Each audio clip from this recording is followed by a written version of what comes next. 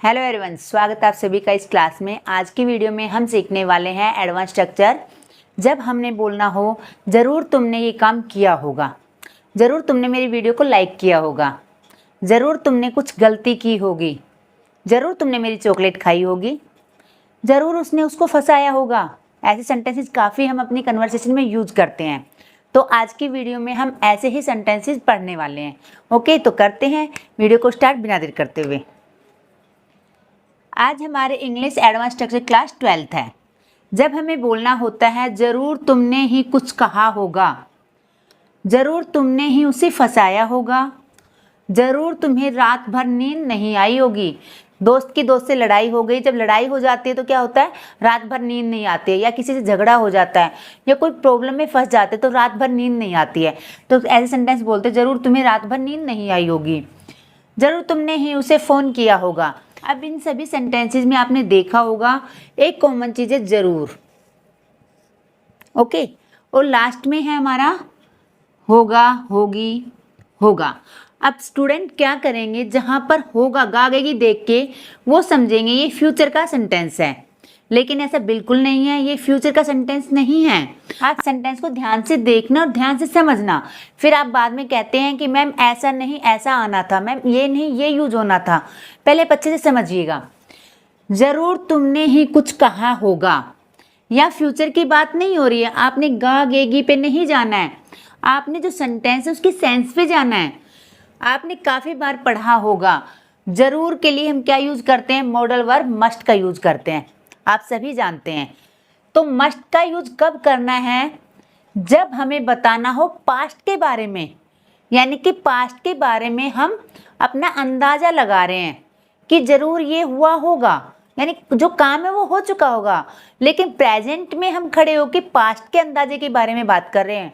और अंदाज़ा कौन सा है, वो पक्के वाला अंदाज़ा, 90% तो श्योर हो आप। तब आप 90% श्योर हो तो आप मस्ट का यूज करेंगे। और मस्ट का यूज हम कैसे करेंगे वो हम देखेंगे। जब हमें पास्ट के बारे में बात करनी होगी तो मस्ट हैव का यूज होता है। ओके, जब हमें ज़रूर की बात करनी है तो मस्ट का यूज होगा। अगर हमें पास्ट के बारे में बात करें और अंदाज़ा लगाना है तो मस्ट हैव का यूज होगा। ठीक है, पहले अगर आप कॉन्सेप्ट को अच्छे से समझ लेते हैं तो आपके लिए ईजी हो जाता है आगे के सेंटेंसेस को बनाना। पहले हम स्ट्रक्चर देख लेते हैं कैसे वर्क करेगा। पहले आएगा सब्जेक्ट, उसके बाद आएगा must, have, V3 plus object. ये हमारा सेंटेंस बनाने का स्ट्रक्चर होगा, फॉर्मूला होगा। आपने पढ़ा होगा मस्ट क्या है, एक मॉडल वर्ब है, और मॉडल वर्ब हमेशा क्या लेते हैं, V1 लेती है। तो हैव क्या है, V1 है, इसकी कंडीशन पूरी हो गई। अब हैव क्या लेता है, थर्ड फॉर्म लेता है, इसकी कंडीशन भी पूरी हो गई। जब हमें बोलना हो ज़रूर ये काम किया होगा, ज़रूर ये काम हुआ होगा, ज़रूर तुमने ही कोई गलती की होगी, ज़रूर तुमने ही उसे परेशान किया होगा। कई बार हम अपनी कन्वर्सेशन में ऐसे सेंटेंसेस यूज़ करते हैं। अगर मैं आपको यहाँ मॉडल वर्ब पढ़ाने लग जाती तो आपको अच्छे से समझ नहीं आने वाला था। आप है ना बर्डन लेके पढ़ते, यार मस्ट हैव ये तो मॉडल वर्ब है, ये तो हमें आता है। अगर मैंने आपको स्ट्रक्चर के हिसाब से पढ़ाया तो आपको अच्छे से समझ आ रहा होगा कि जब हमें ये ऐसे सेंटेंसेस बोलने होते हैं तो क्या मस्ट हैव का यूज होता है। जब भी हम किसी भी ग्रामर पार्ट को सीखते हैं तो उसे अपनी प्रैक्टिकल लाइफ से रिलेट करके सीखें। इससे होगा क्या, जो हम अपने प्रैक्टिकल लाइफ में बोलते हैं ना, उसी तरीके से आपको ग्रामर के जो रूल है वो लगाने आ जाएंगे और आपको यूज़ करना आ जाएगा कि अच्छा इसको यूज़ करके ऐसे सेंटेंसेस बनते हैं। बस यही मेरा मकसद है, आपको ईजी तरीके से सिखाना। क्योंकि टॉपिक कोई भी पढ़ा लो, एक तरीके से आप किसी भी टॉपिक को पढ़ते हो, लेकिन टॉपिक को पढ़ने का इंटरेस्ट जब आता है जब हम उसको इजी करके पढ़ते हैं। बस मैं यही चाहती हूँ, आपको इजी वे में इंग्लिश सिखाना। अब आते हैं अपने टॉपिक पे। एक बात मैं और बता दूँ आपको, जो आपने कमेंट्स किए थे वो मैंने देखे भी पढ़े भी। उनमें से कुछ कमेंट्स मुझे ऐसा लग रहा है कि उनमें काफ़ी स्टूडेंट को डाउट है। मैं वीडियो के लास्ट में उस डाउट को भी क्लियर करने वाली हूँ। ओके, तो वीडियो में लास्ट तक बने रहिएगा। अब ये देख लिया हमने, ये हमारा स्ट्रक्चर हो गया। ठीक है, अब ये सेंटेंस हमने कहा ज़रूर ये काम हुआ होगा। अगर आपको बोलना हो, ये तो आ जाता हमारा 90% आप श्योर हो।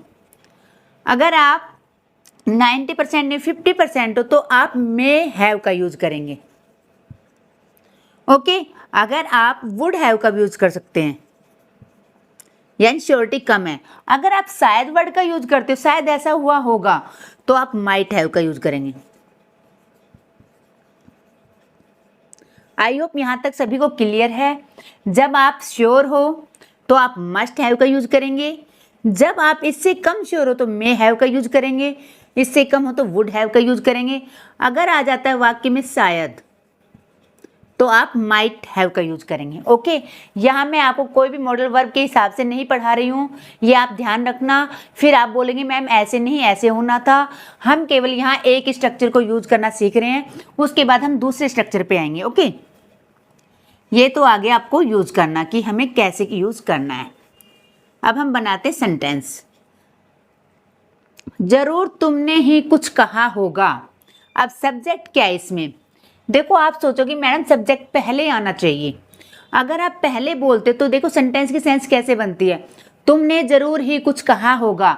लेकिन हम डेली अपनी कन्वर्सेशन में ऐसे यूज नहीं करते, हम करते हैं जरूर ये काम किया होगा। पहले हम जरूर लगाते हैं, जरूर तुम भूखे होगे, जरूर तुमने कल खाना नहीं खाया होगा, ऐसे लगाते हैं ना, जरूर पहले लगाते हैं, उसके बाद हम सेंटेंस बोलते हैं। बस जब हमने बोलना हो जरूर, तो आप क्या लगाएंगे? Must have. तो सेंटेंस बनाते हैं। इसमें हमारा सब्जेक्ट क्या है? तुमने, यानी कि यू। यू के बाद मस्ट हैव। V3 यानी कहना क्या होता है? से, और थर्ड फॉर्म क्या होगी? सैड। कुछ समथिंग, यानी तुमने ही कुछ कहा होगा, तुमने ही कुछ बोला होगा, तो you must have told something.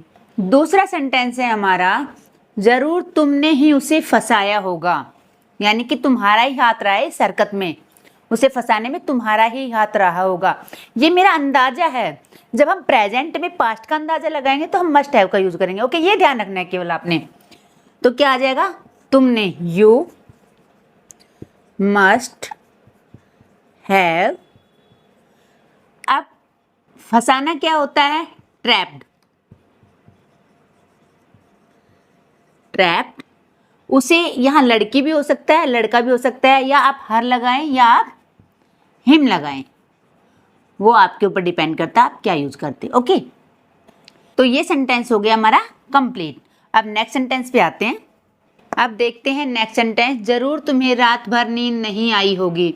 अब ये सेंटेंस हमारा नेगेटिव सेंटेंस है। ओके, तो कैसे बनाएंगे हम? You must. अब देखो नेगेटिव सेंटेंस में क्या, मस्ट के बाद नोट का यूज होगा, उसके बाद हैव आएगा।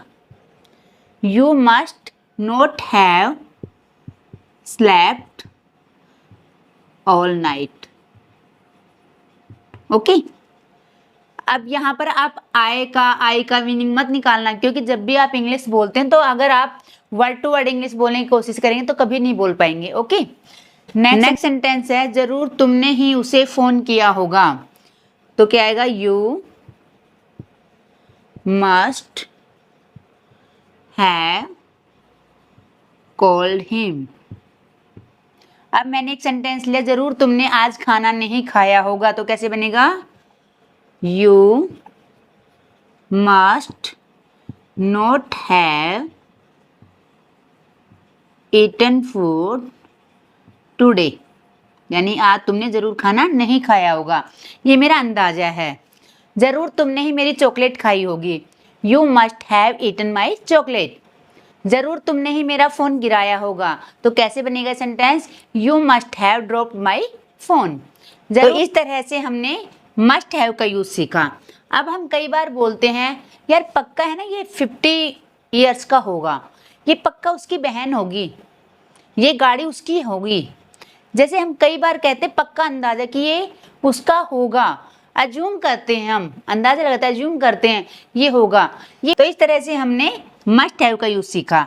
अब हम बात करते हैं जब हमें बोलना हो, जब हम सेंटेंस बोलते हैं कि वह ये काम कर रहा होगा। अभी देखते हैं, जब हम ऐसे सेंटेंस बोलते हैं जरूर वह पढ़ रहा होगा। अब ये भी फ्यूचर का सेंटेंस नहीं है हमारा, यानी कि हम प्रेजेंट में खड़े होकर अंदाजा लगा रहे हैं कि वह इस वक्त पढ़ रहा होगा, यानी कि इस वक्त की बात कर रहे हैं कि यार मैं उसको फ़ोन तो करूँ लेकिन वह इस वक्त पढ़ रहा होगा, वह इस वक्त खेल रहा होगा, यार अभी वह ऑफिस में काम कर रहा होगा।